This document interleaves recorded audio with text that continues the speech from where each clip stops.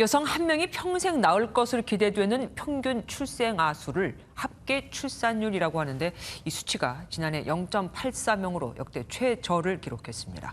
그런데 올 상반기 기준으로는 이미 벌써 이 수치마저 깨졌습니다.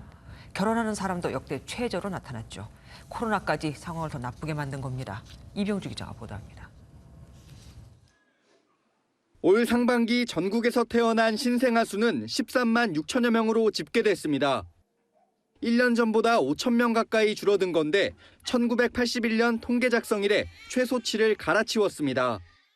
출생아보다 사망자가 더 많아 인구가 줄어드는 자연 감소는 2019년 11월부터 6월까지 20개월째 이어졌습니다. 올해 상반기에만 국내 인구 15,690명이 자연적으로 줄어든 겁니다. 여기에 코로나19로 결혼을 취소하거나 미루는 사람들이 늘면서 상반기 혼인 건수가 사상 처음 10만 건 아래로 떨어진 점도 인구 전망을 어둡게 하고 있습니다.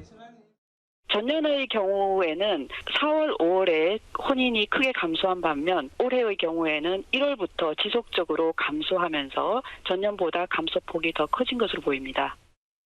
저출산이 장기화하며 지난 한 해 동안의 우리나라 출생아 수는 1970년 통계를 낸 이후 처음으로 30만 명 아래로 떨어졌습니다. 2002년부터 15년간 40만 명대를 유지하던 신생아 수가 2017년 30만 명대로 떨어지고 이마저 불과 3년 만에 무너진 겁니다. 저출산 문제를 해결하겠다며 투입한 예산만 200조 원을 훌쩍 넘어섰지만 여성 한 명이 평생 낳을 것으로 예상되는 평균 출생아 수는 점점 0에 가까워지고 있습니다.